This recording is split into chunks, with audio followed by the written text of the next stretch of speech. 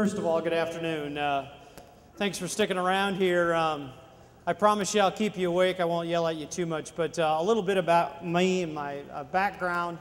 One thing you'll find here in this next 30 to 40 minutes, and I'm going to share some information with you, is everything that I've learned is completely transparent. So lots of you guys in this room here know me.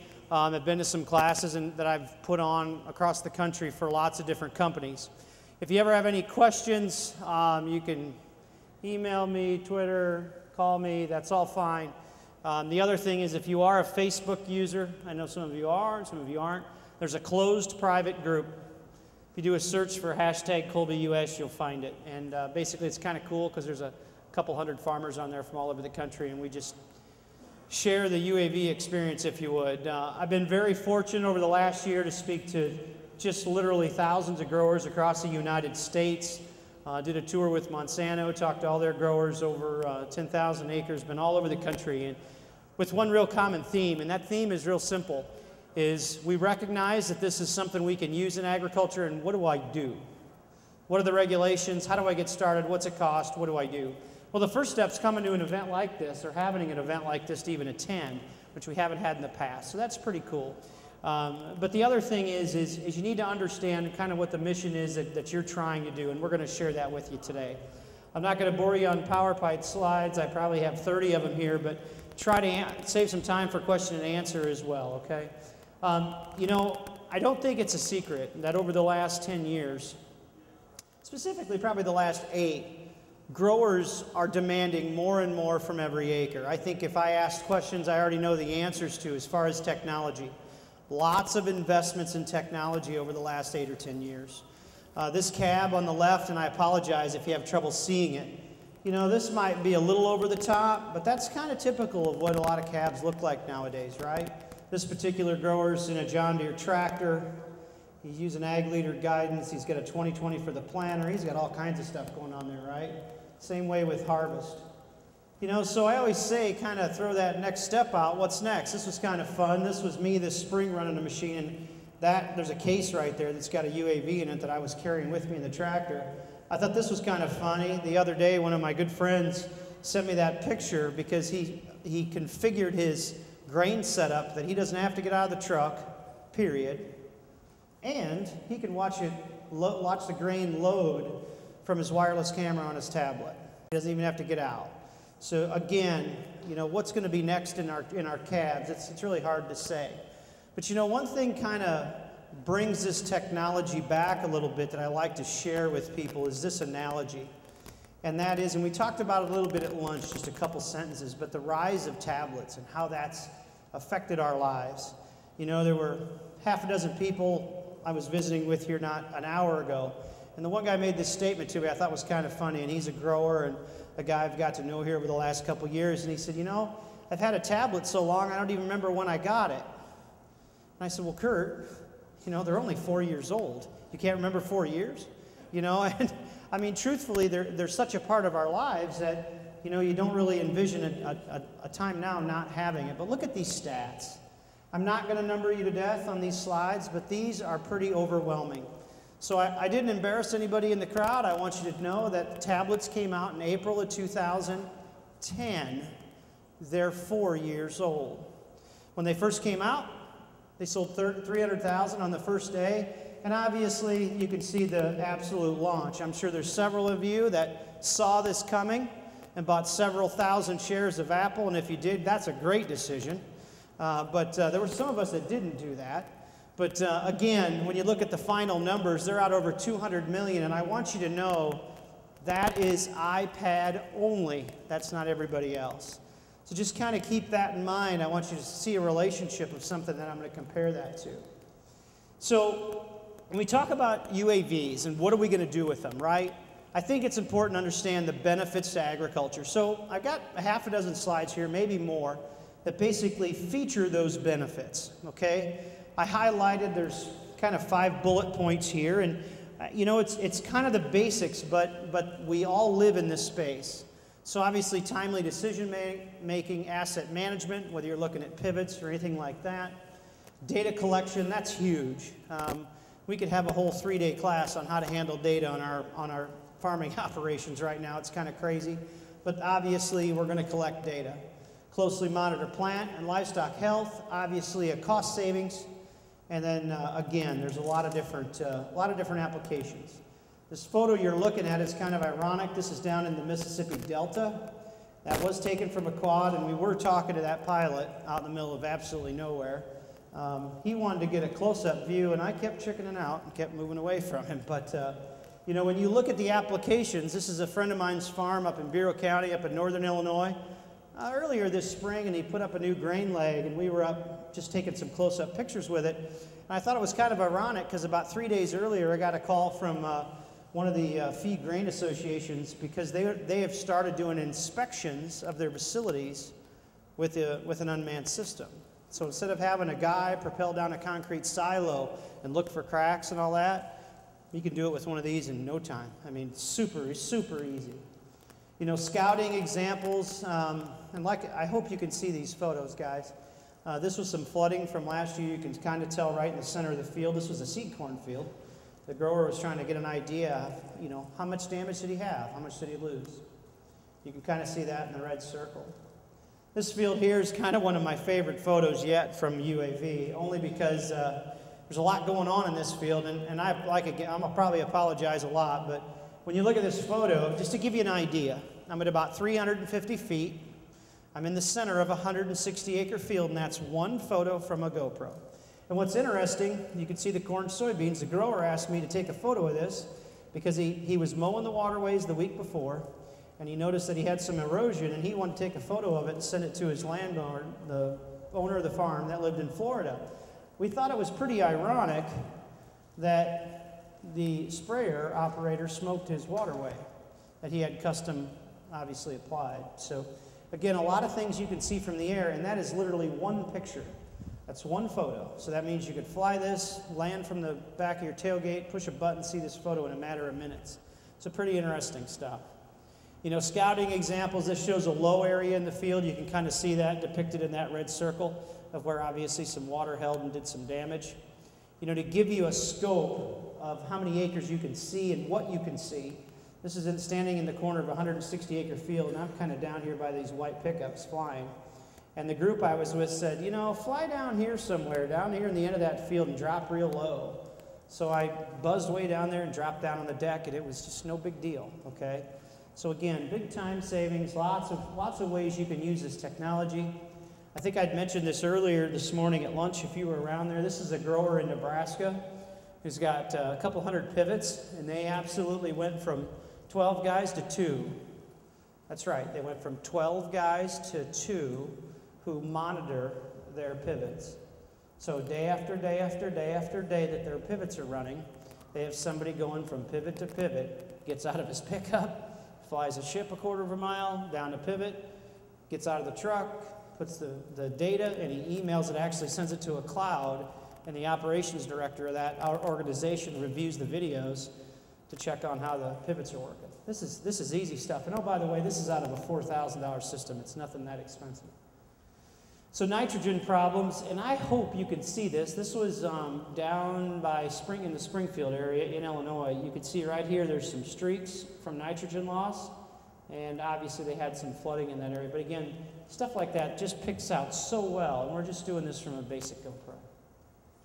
You know, again, this was a farm over in near Hayworth, Illinois, so just a little north of here. Last fall, you can see a ton of wind damage. This was the same farm that the grower called me. He was a friend of mine. We got a big storm came in, so I went over there and buzzed around, took a bunch of pictures the day after the storm so they could get kind of an evaluation of what happened. So, again, really cool stuff that you don't have to spend $15,000 or $20,000 to do. It's just not a big deal. This is, unfortunately, the other sad side of scouting. This is from a few weeks ago in northern Illinois. And this is some pretty severe wind damage. This next picture is really ugly. So this is, that corn there is literally, he's supposed to go back. It's a friend of mine who sent me these photos. He's supposed to go back and fly it here this week, but he claims most of that came back up. But it was literally less than knee-high. It was about to tassel. So again, this was the morning after the storm. The grower jumped in his pickup, ran around and got these photos. So Stuff we just couldn't really do in the past, and you could do it in no time. And I would tell you, most of the operators of these systems are all rookie operators, literally. It's kind of like NASCAR with the yellow stripe on your back. Most of these guys got the yellow stripe on their back. So a pretty easy way to use the technology. So I'm going to lightly touch on imaging, because if we're talking about, hey, I want to buy a system for my farm, how do I get started? We've got to talk about imaging. So where are we at with imaging today, okay? Mind you, this is just my opinion of what I've learned. There's a lot of great technology with the sensors, and I'll tell you this. I love the ships. The ships are phenomenal. There's no question I'm an aviation nut, a technology guru, fine. I love flying them. They're a lot of fun. But at the end of the day, I don't care about the ships. The ships are awesome today, and they're going to get better tomorrow, and 2 years from now, they're going to be even better than what we have today. There is no question about that. Where the magic lies, that doesn't sound like a UAV. Where the magic really lies is in the sensors, okay? So I'm going to share a few things with you right here just to kind of tell you what I've learned flying 1,000 flights and talking to people all over the country about the sensors. This photo right here is really nothing special. It's a 160-acre field that was flown with an infrared camera. It doesn't matter which one. And basically, it was all stitched together with the stitching software. Okay, fine. You go to the next slide. This is the one I want. This slide on the left is that same field in near infrared, and then it's converted with an NDVI filter. And basically, where the green is, that's better plant health than the other field. The short story on this image, and the reason why I put it in here, is that was a wheat field last year that they put soybeans back in. So you got all kinds of traffic and all kinds of stuff going a bunch of different ways. So just kind of give you an idea of the snapshot. But when you talk about infrared imaging, there's kind of I guess you want to call it a big aha moment of the day. So I've got some good friends in agronomy. Max told you that my wife's an agronomist, very accomplished agronomist, McGillicuddy, Corrigan. They've got a private service they do, been around a long time. And a lot of my friends have had some good experience with NDVI. In fact, they had it 20 years ago. This was a super hot topic 20 years ago. Stuff with NASA, they were doing a lot of research with it. And what they learned back then is what we already know today. That means while we just sat in this room, if you noticed 2 minutes ago, and it'll do it again, we're under cloud cover right now. And in a minute or two, the sun's going to come back out. That just smokes your infrared images. So who in this room has used an NDVI or thermal before, in any way, shape, or form? So probably 10% of the room. The challenge you learn with thermal and infrared is when that sun comes out, the images just totally change, okay? And that's a big challenge. It's been a challenge for 20 years. This is a camera from a company called Tetracam, one that I've used that I kind of like. I've used a bunch of other ones, but I'll show you something they share. But one thing I want to show you first to give you an idea of the far-reaching levels of technology, and there's a lot of great vendors here that have some infrared cameras that are phenomenal. But I want to show you this one, and this is a little bit reaching outside the box. That's my nice way of saying this isn't cheap, okay? That camera right there simultaneously will take 6 different infrared images at the same time.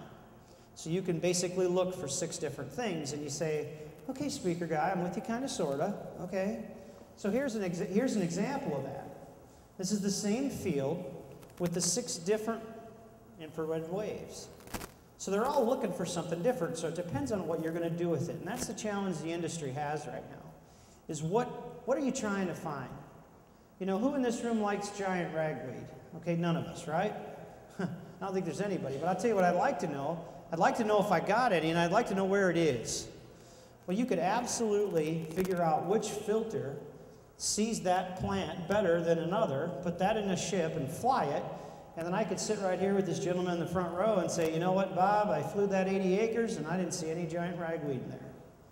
Or I could go one step further and say, you know what, Bob, I flew that field and there, you know what, there's 6 or 7 acres on the southwest corner that we better go out and address it in because we didn't kill it good. That's easily doable. There's actually a ship called an RMAX. I deleted some slides out of this presentation that I'll share with you. It's been flying in Japan for 24 years.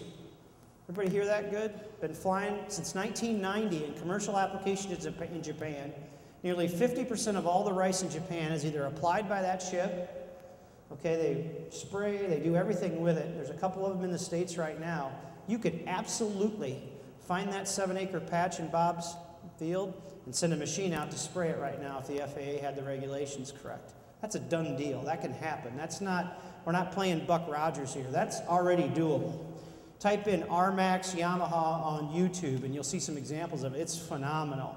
Again, this technology is pretty cool, but here's the aha moment of the day. Is Tetracam makes a camera, that same camera with the 6 lenses on it. They make one with an incident light sensor. See this little jewel up here in the corner? And what I've learned about that little jewel is here over the last year is that little jewel measures the light that's coming from above when you take the photo. So you say, okay, Chad, I'm with you kind of, sort of. So if it's sunny like it is now or goes to clouds, it balances out all the pictures. That's the aha moment. That means I can go fly Bob's 80-acre field, get an image, come back 2 weeks later, 3 weeks later, 2 in the afternoon, and it's sunny or cloudy, and then I can compare the 2 images. So just giving you kind of an idea of where this technology is. There's a lot of great sensors out there. There's a lot of things coming. Lots of things are coming, and it doesn't matter what vendor you talk to here today. Keep talking to them, because they're pushing that limit. They're going to find the next widget, if you would, as far as sensors go. But keep in mind, the sensor is what matters. All these ships here today, they all fly, and they all fly great. They truly do. Yeah, there might be some that are a better price point than others, and that's all fine. A lot of it's relationship. Get one from the local guy. That's all warm and fuzzy and good, and do it. Get involved. But understand that the sensor is really where it's at. Don't underestimate the power of that GoPro camera, because to go out and get some just great aerial photos, just some really good color photos, is invaluable when you need it. So we got to talk about our friends at the FAA. You've heard everybody talk about it today, and I narrowed down the funnel of slides to one. This is the one we run by right now. Do I need approval from the FAA to fly a model aircraft for recreation? I have news for you.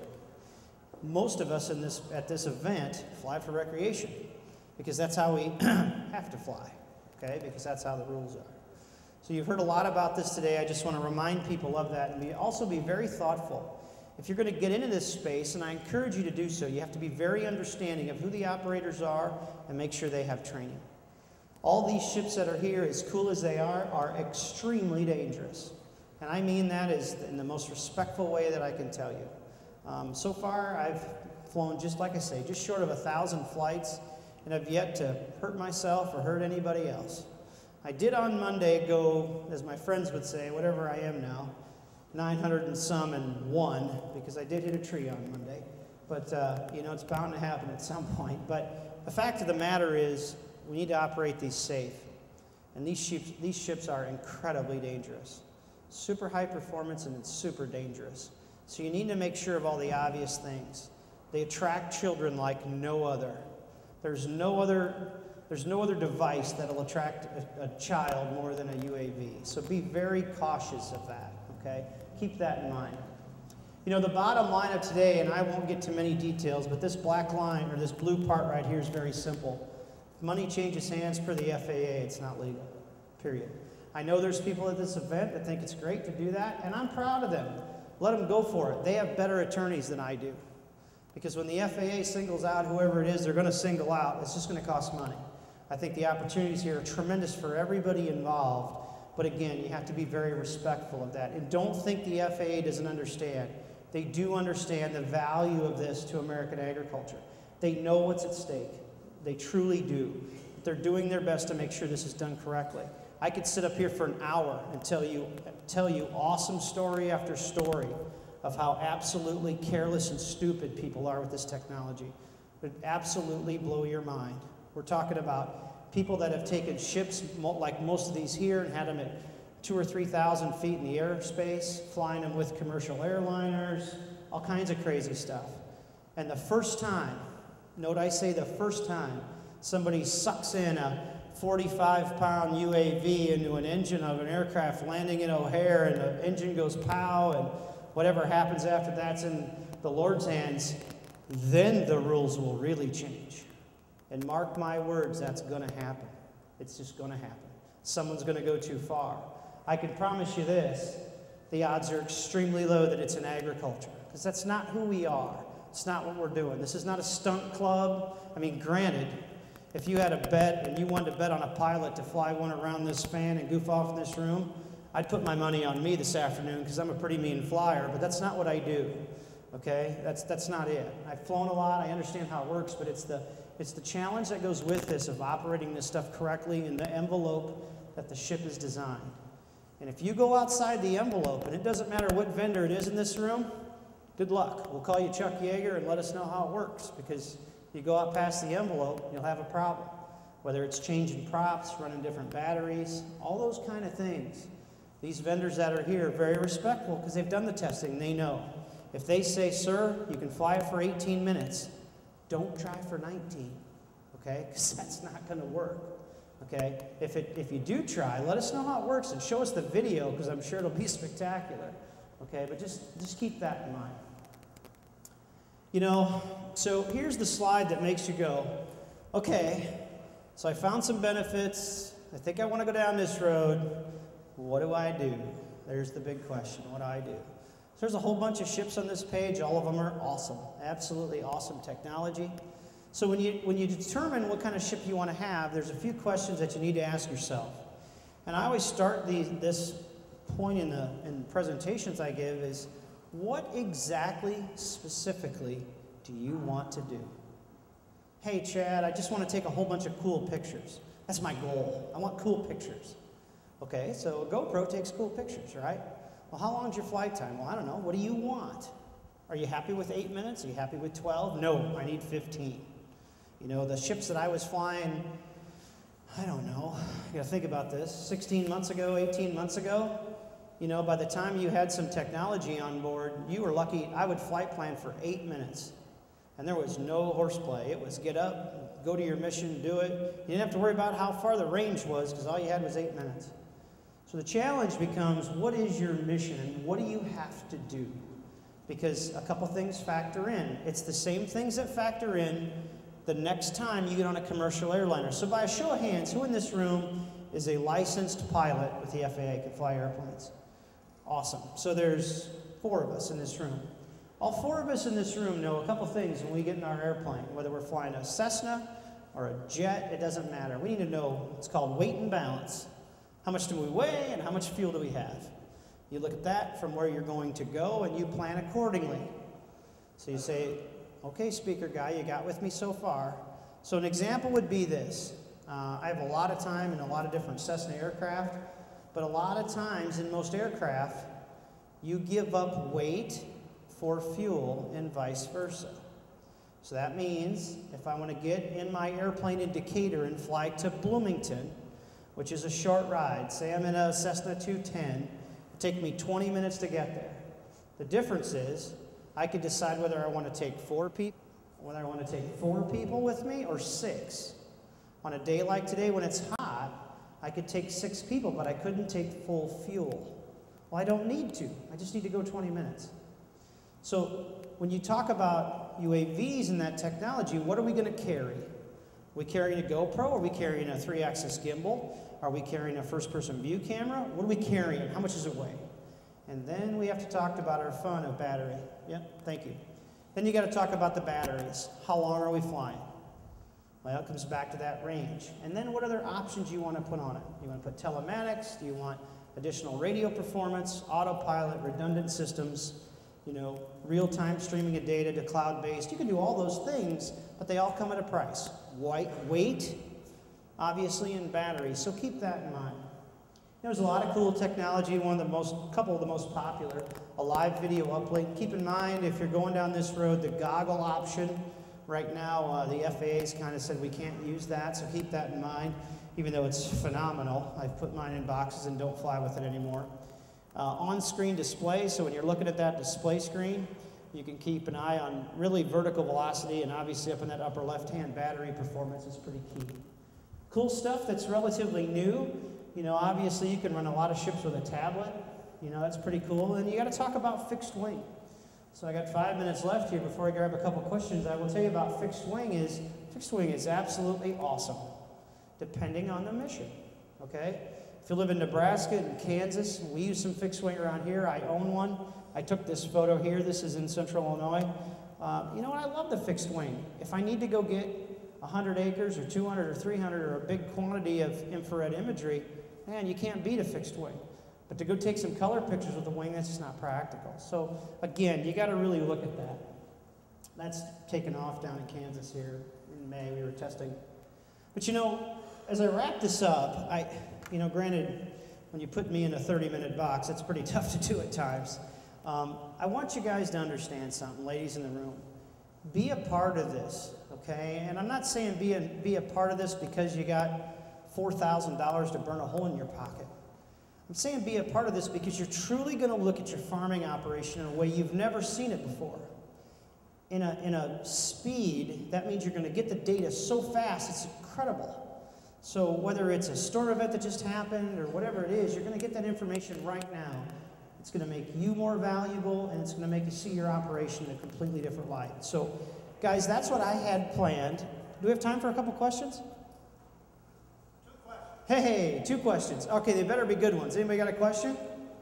Be happy to answer. Otherwise, I'll be up here if you want to come and visit after. Any questions at all? I think we're good.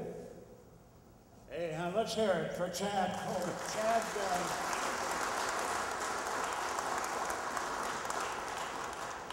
Chad will be the